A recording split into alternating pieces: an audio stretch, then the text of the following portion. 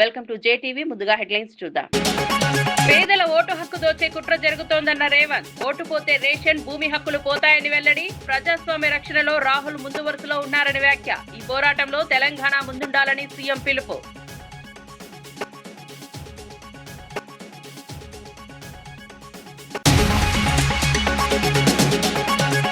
మదనపల్లిలో వాజ్పేయి విగ్రహం ఆవిష్కరించిన సీఎం ధామి. అన్నమయ్య జిల్లాలో దామి పర్యటనకు రాజకీయ ప్రాధాన్యం. వాజ్పేయి సేవలను గుర్తు చేసిన బీజేపీ నేతలు. బహిరంగ సభతో మదనపల్లిలో రాజకీయ సందడి.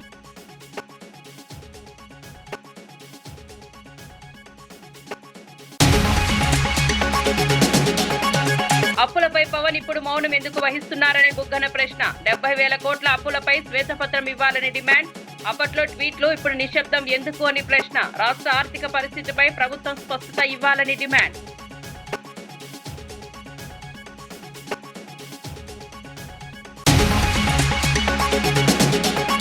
దేశాన్ని కాపాడగల శక్తి కాంగ్రెస్ కే ఉందన్న ఖర్గే. మోదీకి ముందే దేశానికి స్వేచ్ఛ తెచ్చింది కాంగ్రెస్ అని వెల్లడి. రాజ్యాంగాన్ని నాశనం చేయాలనేదే బీజేపీ, ఆర్ఎస్ఎస్ అజెండా అని వ్యాఖ్య.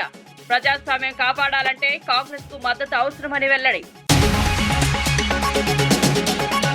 పిల్లల భవిష్యత్తుతో ప్రభుత్వం చెలగాటమాడుతోందన్న కవిత. ప్రత్యామ్నాయం లేకుండా స్కూల్ కూల్చివేత అన్యాయమని వెల్లడి. 1000 మందికి పైగా పిల్లల చదువు ప్రశ్నార్థకం అవుతుందన్న కవిత. వెంటనే స్కూల్ పునర్నిర్మించాలని కవిత డిమాండ్.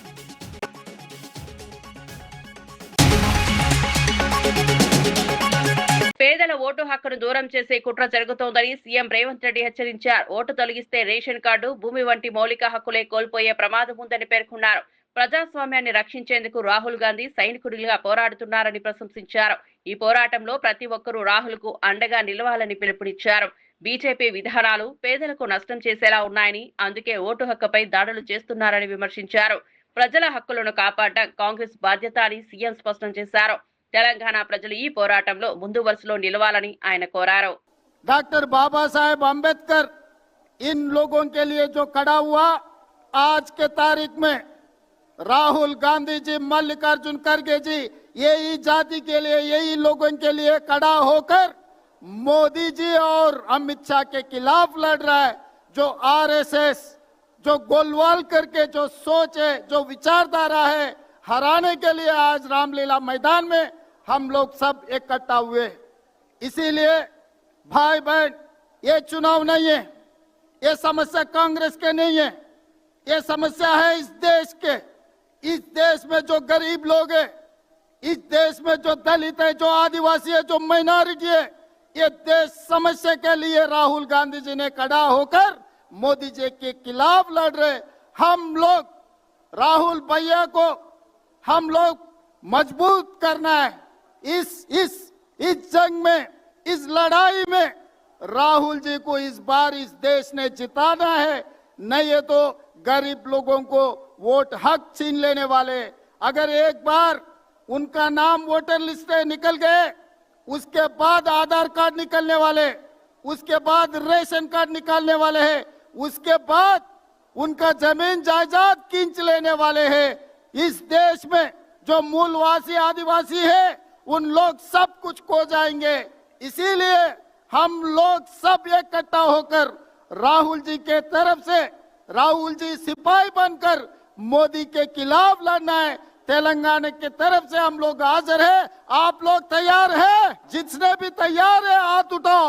जय कांग्रेस. దేశంలో ప్రస్తుతం సత్యం, అసత్యం మధ్య తీవ్రమైన యుద్ధం కొనసాగుతోందని రాహుల్ గాంధీ వ్యాఖ్యానించారు. గాంధీజీ ఎప్పుడు సత్యమే అత్యంత ముఖ్యమని చెప్పేవారని, భారతీయ సంస్కృతి కూడా సత్యమేవ జయతే అనే సిద్ధాంతాన్ని బోధిస్తోందని గుర్తు చేశారు.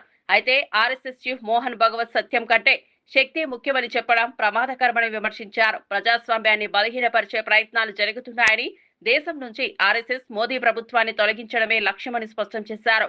ప్రజల హక్కులు, స్వేచ్ఛను కాపాడడానికి కాంగ్రెస్ పోరాటం కొనసాగుతుందని తెలిపారు. సత్యం వైపు నిలబడాల్సిన సమయం ఇదేనని రాహుల్ గాంధీ ప్రజలకు పిలుపునిచ్చారు. चुनाव के समय चुनाव हो रहा है, 10,000 रुपए वो देते हैं. उनके इलेक्शन कमिश्नर हैं, जिनके नाम अभी प्रियंका जी ने लिए, मैं भी ले लेता हूं. Gyanesh Kumar, doctor Sukhbir Singh Sandhu, doctor Vivek Joshi. याद रखिए ज्ञानेश कुमार, सुखबीर सिंह सांधू, विवेक जोशी, ये जो सत्य और असत्य की लड़ाई हो रही है, इलेक्शन कमीशन बीजेपी के सरकार के साथ मिलकर काम कर रहा है और इनको जितनी भी इम्यूनिटी देनी है दे दो।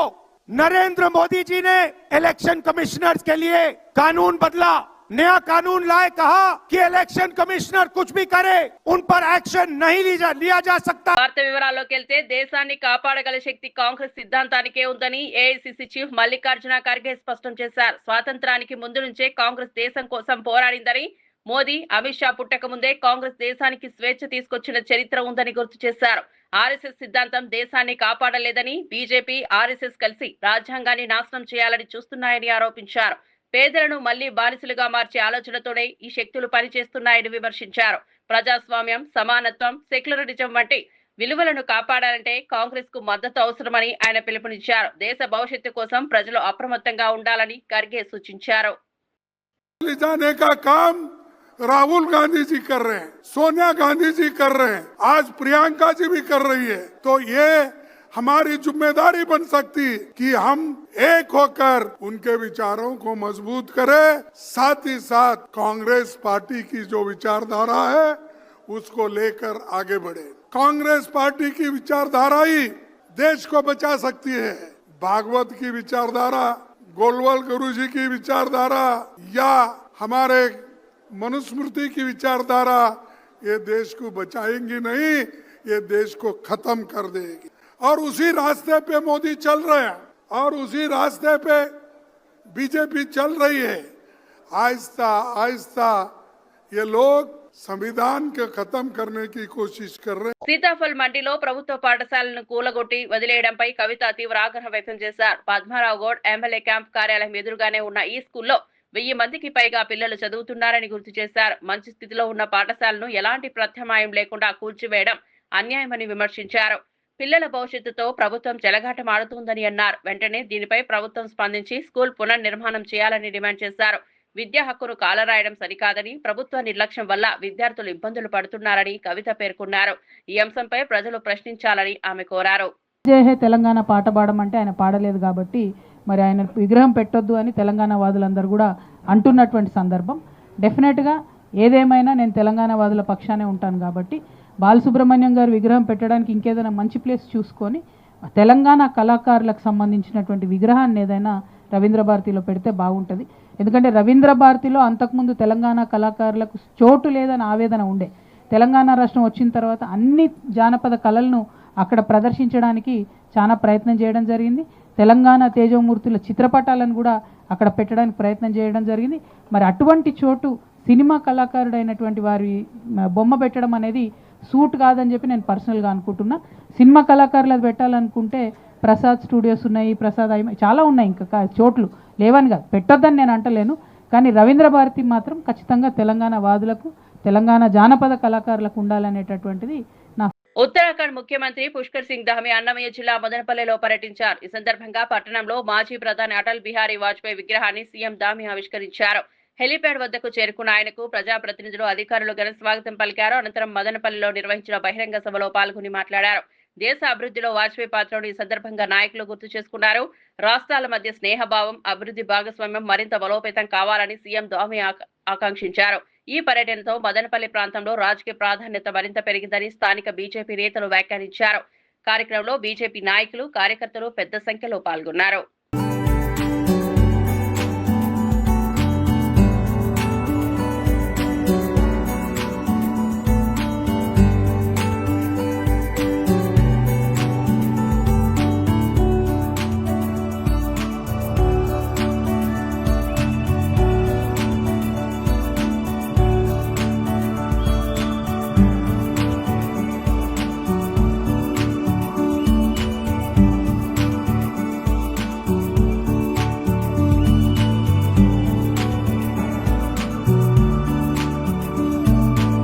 అప్పుల అంశంలో పవన్ కళ్యాణ్ గతంలో చేసిన వ్యాఖ్యలను ఇప్పుడు గుర్తు చేసుకోవాలని మాజీ ఆర్థిక మంత్రి బుగ్గన రాజేంద్రనాథ్ రెడ్డి పేర్కొన్నారు. అప్పట్లో అప్పుల ఆంధ్రప్రదేశ్ అంటూ ట్వీట్లు చేసిన పవన్ ఇప్పుడు ప్రభుత్వం తెస్తున్న అప్పులపై ఎందుకు మౌనం పాటిస్తున్నారని ప్రశ్నించారు. ఈ ప్రభుత్వం అధికారంలోకి వచ్చిన తర్వాత కార్పొరేషన్లపై 71,092 కోట్ల అప్పులు తెచ్చిందని తెలిపారు. ఈ అప్పులు ఏ ప్రయోజనాలకు వినియోగించారన్న దానిపై శ్వేతపత్రం విడుదల చేయాలని డిమాండ్ చేశారు. ప్రజలకు వాస్తవాలు చెప్పకుండా అప్పులపై నిశ్శబ్దం పాటించడం ద్వంద్వ వైఖరిని విమర్శించారు. రాష్ట్ర ఆర్థిక పరిస్థితిపై ప్రభుత్వం స్పష్టత ఇవ్వాలని బుగ్గన కోరారు. అప్పులపై ప్రజల్లో ఉన్న అనుమానాలను తొలగించాల్సిన బాధ్యత ప్రభుత్వానిదేనని. మళ్ళా ఈనాడు పేపరు శ్రీలంక పరిస్థితికి రాష్ట్రం కూతవేటు దూరం త్వరలో ఉందంట. ఎవరు? పవన్ కళ్యాణ్ ట్వీట్. మళ్ళీ ఇప్పుడండి ట్వీట్ చేయలేదా? ఎందుకు? What is stopping you from tweeting? హ్యాపీగా ట్వీట్ చేయాలా? మీరు ఇంకా అధికారంలో ఉన్నారని ఇంకా సంతోషంగా ట్వీట్ చేయాలా? ఎందుకంటే మీ ప్రకారం మీరు చేసే అప్పు ఎట్లా సంపద సృష్టి కదా. నెక్స్ట్, రాష్ట్ర అప్పులు 12,50,000 కోట్లు. భాజపా రాష్ట్ర అధ్యక్షురాలు పురంధేశ్వరి గారు ఈరోజు మళ్ళీ మీరు చెప్పడం లేదే అప్పులు ఎంతైనాయని. ఇంకా వెనకాల చూడండి, ఆర్థిక శాఖపై సీఎం సమీక్ష. మొత్తం అప్పులు 14 లక్షల కోట్లు ఉన్నట్లు ఆర్థిక శాఖ అంచనా. ఆర్థిక శాఖ 14 లక్షల కోట్లు. మీరు ప్రభుత్వం వస్తాను మీరే 14 లక్షలు అంటారు, మీరే 3 లక్షలు అంటారు, మీరే 5 లక్షలు అంటారు, మీరే 7 లక్షలు అంటారు, మీరే 9 లక్షలు అంటారు. ఒక్క ఫిగర్ అండి. ఎందుకండి ఇట్లా అందరినీ ఇట్లా సతాయిస్తారు ఊరికే కన్ఫ్యూజ్ చేసి? ఒక్కటి ఏదైనా ఒక్కదానికి డిసైడ్ కాండి. ఇంకా మీరే అసెంబ్లీలో 7 లక్షల కోట్లు అంటారు, మళ్ళీ అసెంబ్లీ వాకిలు దాటి బయటకు వస్తానే 10 లక్షలు అంటారు. మరో శ్రీలంకగా రాష్ట్రం. మళ్ళా చంద్రబాబు నాయుడు గారు మరో శ్రీలంకగా రాష్ట్రం. నెక్స్ట్ వెనకాల మళ్ళీ దాన్ని గొప్పగా రాస్తారనమాట. మేలుకోకుంటే మనకు శ్రీలంక గతే ఈనాడు. ఇప్పుడండి ఇప్పుడు ఏమవుతుంది? సింగపూర్ అవుతుందే. 5 రాష్ట్రాల అప్పు పరిస్థితి ఆందోళనకరం. మీరన్నా 5 రాష్ట్రాలు అంటున్నారు. ఇప్పుడు మొదటి రాష్ట్రం చూపిస్తే అది కూడా. అందులో 4వ స్థానంలో ఆంధ్రప్రదేశ్. అంటే మీరు రాసినప్పుడు, అంటే మేము ఉన్నప్పుడు 4వ స్థానం అని మీరు రాసినారు. ఇప్పుడు మొదటి స్థానంలో ఉన్నారండి మీరే. Don't worry. ఆర్థిక శాఖ మంత్రి వర్యులు ఇచ్చిన సమాధానం ఈ మధ్యలో కౌన్సిల్లో ఏమని ఇచ్చినాడు? 2018-19 నాటికి అప్పు 3,07,000 కోట్లు. 2000 సుమారు అనుకోండి, ఒక 5 కోట్లు 6 కోట్లు ఇటు అటు. 2018 అంటే మేము ప్రభుత్వం ఏర్పాటు చేసుకున్నప్పుడు మీ ప్రకారంగా, మీరు లెజిస్లేటివ్ కౌన్సిల్కి ఇచ్చిన ప్రకారంగా మంత్రి గారు కేశవులు గారు 3,07,000 కోట్లు. 12 జూన్ 2024 అంటే మేము దిగిపోయేటప్పటికి 6,77,850 కోట్లు. ఇంకా నిజం చెప్పాలంటే మీరు గ్యారంటీ లేని అప్పులు కూడా మీ బ్లాంక్ పెట్టినారు, ఖాళీగా నింపలే. అది నింపితే ఇంకా తగ్గుతుంది, తెలివిగా నింపలే. దాని కూడా ఒక 30,40,000 అది కూడా తగ్గుతుంది. కానీ మీ ప్రకారంగా చూసుకున్నా కూడా 6,77,850 కోట్లలో 3,07,000 కోట్లు తీసేస్తే ఎంత అండి? మేము చేసిన అప్పు 3,71,000 కోట్లు. 3,71,000 కోట్లు మేము అప్పు చేస్తే దాన్ని అప్పు అప్పు అప్పు శ్రీలంకన్ చేసి మీరు 1.5 సంవత్సరంలో 2,66,000 కోట్లు చేసి మీరా అండి చెప్పేది? ఇదో మీరు చెప్తారు కదా రాష్ట్రంలో. ఇప్పుడు కాగ్ రిపోర్ట్ల ప్రకారం ఆంధ్రప్రదేశ్ మొదటి స్థానంలో ఉంది 6 నెలలకు, గత 6 నెలలకు.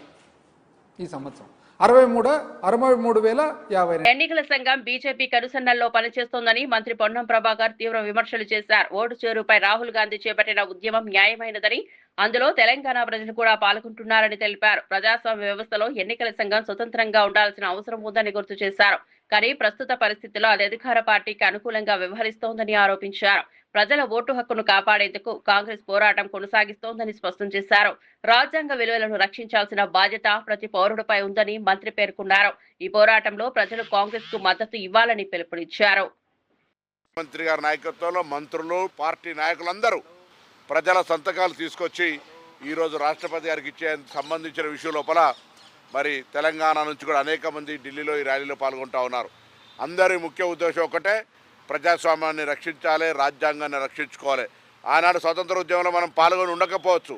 ఇవాళ రాజ్యాంగాన్ని రక్షించుకోవడానికి, ప్రజాస్వామ్యాన్ని కాపాడుకోవడానికి రాహుల్ గాంధీ గారు చేస్తున్న ఉద్యమంలో దేశవ్యాప్తంగా ప్రజాస్వామిక వాదులందరూ, ముఖ్యంగా తెలంగాణ ప్రజలందరూ కూడా పాల్గొనాలని సందర్భంగా విజ్ఞప్తి చేస్తూ ఉన్నాం. అధికారం కోసం మాత్రమే రాముని పేరు వాడుకోవడమా, ఎన్నికల కమిషన్ వాడుకోవడమా, ఈడీ ఎన్ఫోర్స్మెంట్లు వాడుకోవడమా అనేటువంటిది దేశ ప్రజలు స్పష్టంగా గమనిస్తూ ఉన్నారు. కాబట్టి మేము ఈ యొక్క స్వయం ప్రతిపత్తి గల సంస్థలు వాటి విధానాల వరకు వ్యవహరించాలి, కానీ భారతీయ జనతా పార్టీ అనుబంధ సంస్థలుగా వ్యవహరించొద్దు అనేటువంటిది మా ప్రధానమైనటువంటి ఆరోపణ.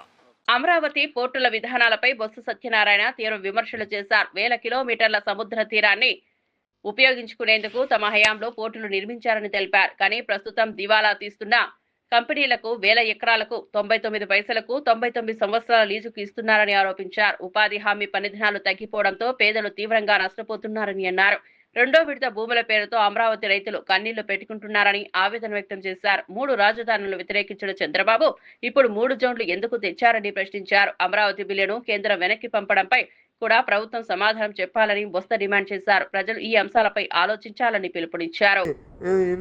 100 కోట్ల రూపాయలు ఫ్రీగా ఇవ్వడం ఏంటండి, 99 సార్లు లీజ్ ఏంటండి అడుగు, అప్పుడు తెలుస్తుంది.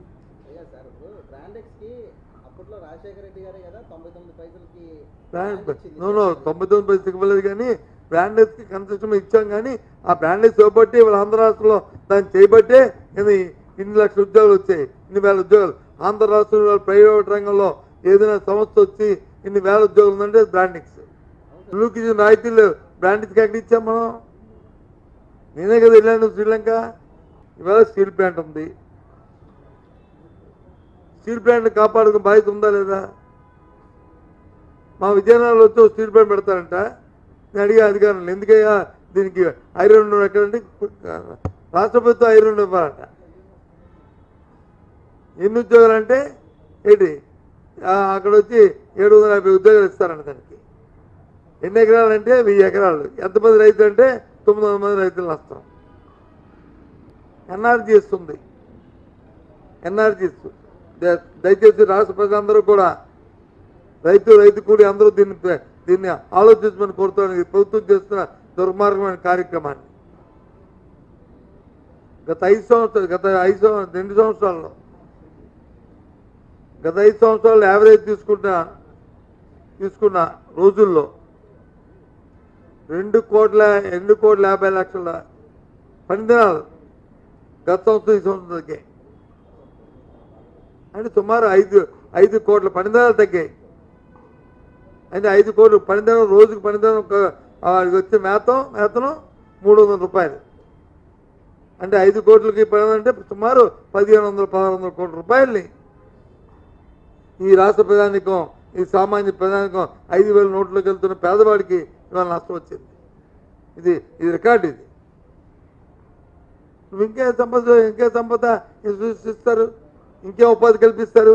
ఇచ్చిన ఉపాధినే మీరు నోడుతారు కూడినే తీసేస్తుంటే అదే ఆదాయం కదా, ఆ మనిషికి వచ్చే ఆదాయం కదా.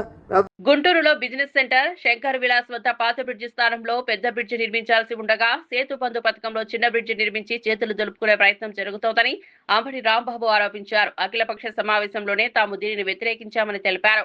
గుంటూరు ప్రజల అవసరాలకు తగిన మౌలిక వస్తువులు కల్పించాల్సిన బాధ్యత ప్రభుత్వానిదేనని స్పష్టం చేశారు. ఈ సెంటర్ ఒక్కరోజు అభివృద్ధి చెందింది కాదు, దినదిన ప్రవర్ధమానంగా అభివృద్ధి చెందింది. 1958లో ఇక్కడ బ్రిడ్జ్ చేశారు. అప్పుడు దాకా ఈ బ్రిడ్జ్ లేదు. ఒక మంచి బ్రిడ్జిని ఈ స్థానంలో కట్టాలి అని ఆలోచన చేశారు. ఆ రోజున ఉన్నటువంటి తెలుగుదేశం పార్టీ వారే. 2014-19లో వారు అధికారంలో ఉన్నప్పుడు ఇప్పుడు స్పీకర్గా ఉన్నటువంటి చింతకాయల అయ్యన్న పాత్రుడు గారు R&B మినిస్టర్గా ఉన్నారు. ఇప్పుడు నా పక్కన ఉన్నటువంటి వేణుగోపాల్ రెడ్డి గారు స్థానికంగా ఎమ్మెల్యేగా ఉన్నారు. దాంతో పాటు జయదేవ్ గారు ఎంపీగా ఉన్నారు. వాళ్లే ఆలోచన చేశారు, మంచి ఆలోచన చేశారు. దానిలో ఐఎమ్ అప్రిషియేటింగ్. ఈ బ్రిడ్జి బదులు ఏ బ్రిడ్జ్ వేయాలి? 2014-19లో మీరు తలపెట్టినటువంటి బ్రిడ్జి కన్నా పెద్ద బ్రిడ్జి వేయాలా, చిన్న బ్రిడ్జి వేయాలా? సింపుల్ ప్రశ్న. 2వ తరగతి వాడిని అడిగినా చెప్తాడు, ఆగు 2వ తరగతి వాడిని అని చెప్తాడు.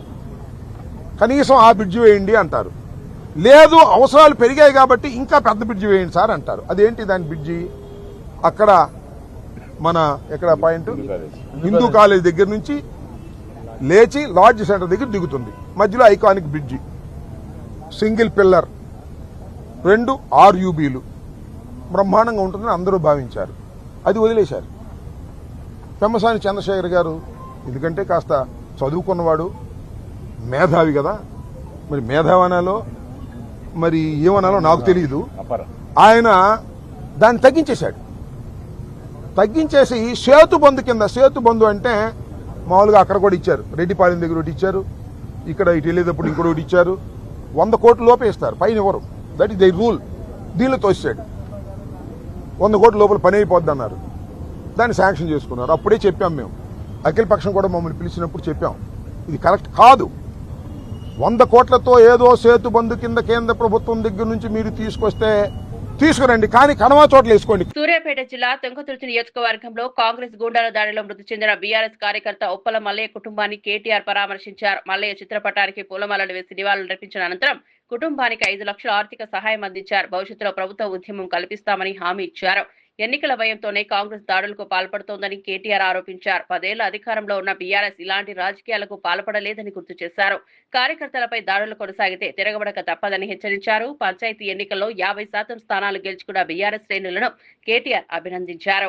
వారికి తెలుసు కాబట్టి మరి ఎలాంటి పరిస్థితుల్లో కూడా హత్యా రాజకీయాలు, హింసతో కూడిన రాజకీయాలు వాటికి తావుండొద్దని చెప్పి 10 సంవత్సరాల పాటు పేదల కష్టాలు, పేద ప్రజల సుఖదుఖాలు వాటి గురించి ఆలోచన చేసినాం తప్ప ఎన్నడూ కూడా రాజకీయ కక్షతో రాజకీయ హింసను రెచ్చగొట్టే ప్రయత్నం మాత్రం ఏనాడు కేసీఆర్ గారి ప్రభుత్వంలో ఆనాడు టీఆర్ఎస్ పార్టీ తర్వాత బీఆర్ఎస్ పార్టీ ఎన్నడూ చేయలేదు. అందుకే 10 ఏళ్ల పాటు 2014 నుంచి 23 చివరి దాకా కూడా డిసెంబర్ దాకా కూడా ఒక్క సంఘటన కూడా జరగకుండా కేసీఆర్ గారి పటిష్ట నాయకత్వంలో అందరం కూడా జగదీష్ రెడ్డి గారి నాయకత్వంలో ఉమ్మడి నల్గొండ జిల్లాలో శాంతి భద్రతలను కాపాడుతూ నీళ్లు దేవాలి, ఇంటింటికి నీళ్లు ఇవ్వాలి, రైతుల కడుపు నింపాలి అనే ప్రయత్నం మాత్రమే చేసినాం.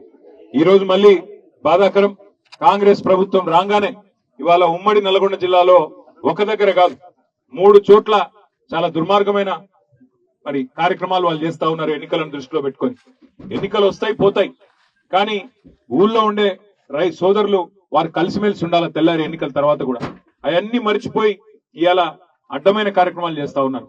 నూతన్కల్ మండలం లింగపల్లి గ్రామంలో దుర్మార్గంగా మరి మా నాయకుల మీద దాడి చేయడమే కాకుండా 11 తారీఖు నాడు ఎన్నికలుంటే 9 తారీఖు నాడు దాడి చేయడమే కాకుండా అందులో ఉప్పల మల్లయ్య గారు వారి కోడలు మరి ఇక్కడ వార్డు మెంబర్ గా పోటీ చేస్తుంటే ఆయన ప్రచారం చేస్తా ఉన్నాడు.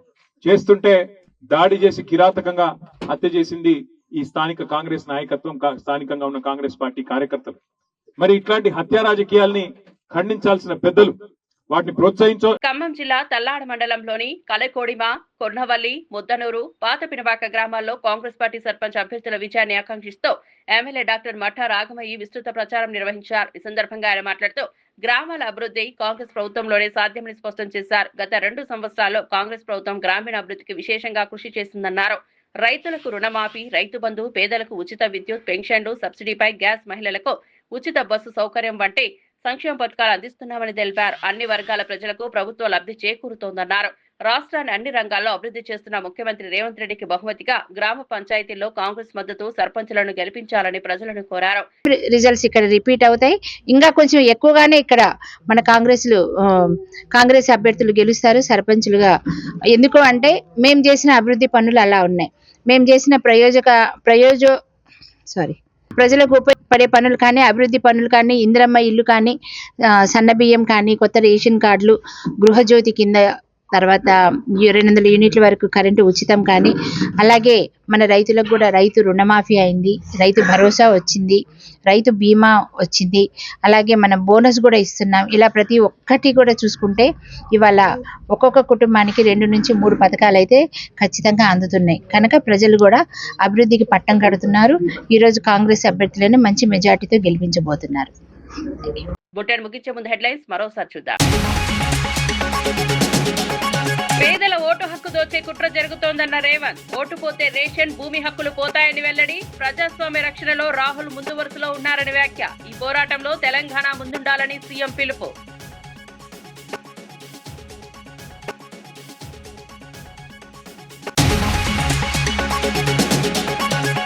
మదనపల్లెలో వాజ్పేయి విగ్రహం ఆవిష్కరించిన సీఎం ధామి. అన్నమయ్య జిల్లాలో దామి పర్యటనకు రాజకీయ ప్రాధాన్యం.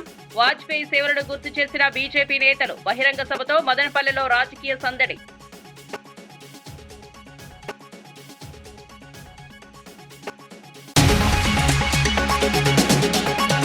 అప్పులపై పవన్ ఇప్పుడు మౌనం ఎందుకు వహిస్తున్నారని బుగ్గన ప్రశ్న. 70,000 కోట్ల అప్పులపై శ్వేతపత్రం ఇవ్వాలని డిమాండ్. అప్పట్లో ట్వీట్లు, ఇప్పుడు నిశ్శబ్దం ఎందుకు అని ప్రశ్న. రాష్ట్ర ఆర్థిక పరిస్థితిపై ప్రభుత్వం స్పష్టత ఇవ్వాలని డిమాండ్.